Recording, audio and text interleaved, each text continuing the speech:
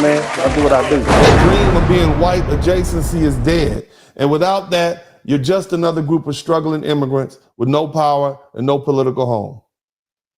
So now, why will we ever put ourselves and our position in service to you Latinos when we are richer and more successful and more prominent than you? The answer is simple. We won't. So take that and run it up your racial flagpole.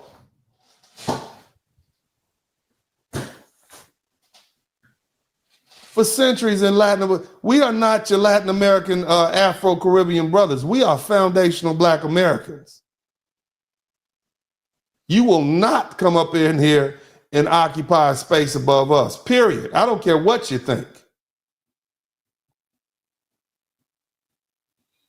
See, that Latin American racial hierarchy has conditioned white and adjacent Latinos to believe that they are above Black people. Their culture has taught them that blackness is something to be erased and avoided, or at best be used for labor and entertainment and exploitation. But now, you're waking up to the truth. Something you never saw coming. White Latinos just received their, what we would call a negro wake-up call.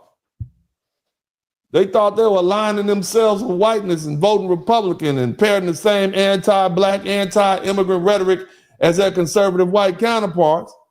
That they would be, if they did that, they'd be granted some sort of special status in America. But here's a bitter pill for you. You're not white. White America has rejected you. White adjacency did not protect you. The so-called conservative Republican Party used you and threw you away. And now you're realizing that America's racial hierarchy, in that hierarchy, you below Black Americans. Damn. Excuse my language. And that's an unbearable reality for many of you all, because your entire cultural identity has been built on the assumption that you must be better than Black people. And that's why your panic is so loud. That's why your outrage is so bitter. That's why your tears are so delicious. Somebody type delicious in the chat room with your white adjacent racist behinds. Type delicious in the chat room. It was never supposed to be that way, right? See, in Latin America, the racial hierarchy is clear. White, European descended Latinos are at the top. They run the governments, they control the wealth, they dominate the media representation. Mestizos, mixed race people, exist in the middle.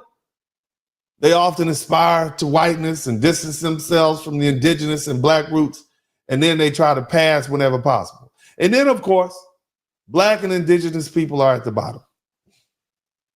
And they're overrepresented in poverty and underrepresented in power and systematically oppressed. I don't care if you're talking about the favelas of Brazil or the shanties along the mountains outside of Medellin. I've seen them all myself.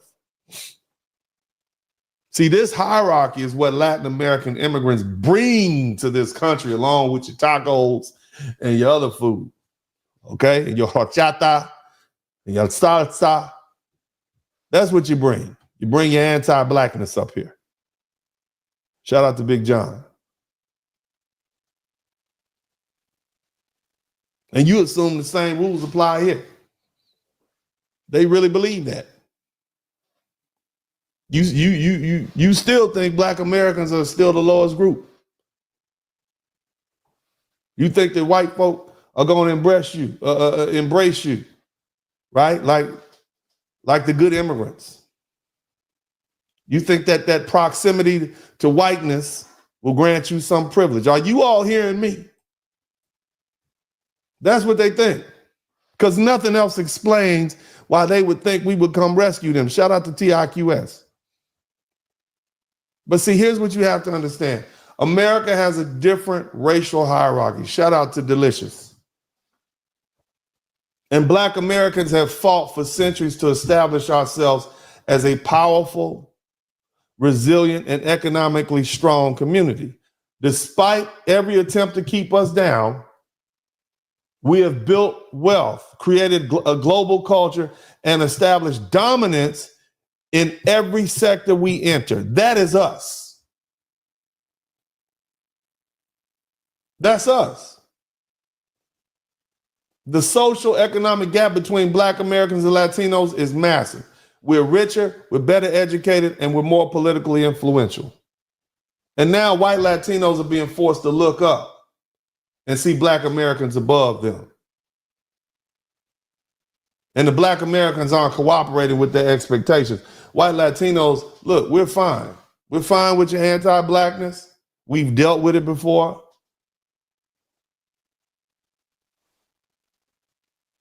You believe it wouldn't have any consequences, but it does. See, now that your white adjacency has been denied, now that you're facing the same brutal immigration policies that you cheered for, because you all do the same thing to Guatemalans in Mexico that white Americans are doing to you here. They treat Guatemalans horrible. Right now in Mexico, they are having protests against the immigrants coming right there in Tijuana, right south of San Diego. They keep their southern border on lock.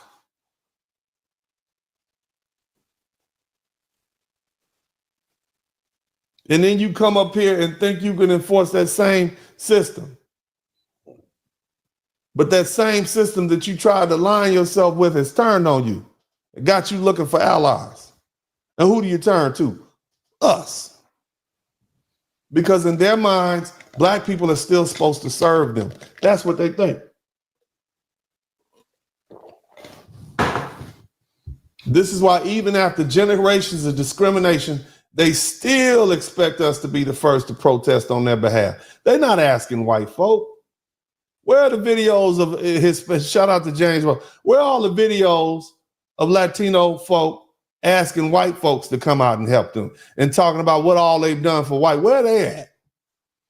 How could you vote again? Where are all those videos at? Where are your videos with the Asians and the Arabs? Why are you coming at Black folks and you actively practice anti-Black racism? Why would you think that we would stand in solidarity with you? You all don't even trust your own folk. 40% voted for Kamala Harris and 60% voted for Donald Trump. Y'all have disunity amongst your own group. Look, Black folk are not cooperating with you. We're not marching with you. We're not putting ourselves online. We're not sacrificing you for you because we're not your foot soldiers. You need to fight your own battles. This is a mess of your own making. Now, again, there will be some Black people who step in because we're wonderful people. Shout out to all the Black folk. We are wonderful and loving people. And so there are Black people who sympathize with you, who empathize with you, who don't want to see you going through this. We're wonderful people, despite what you think.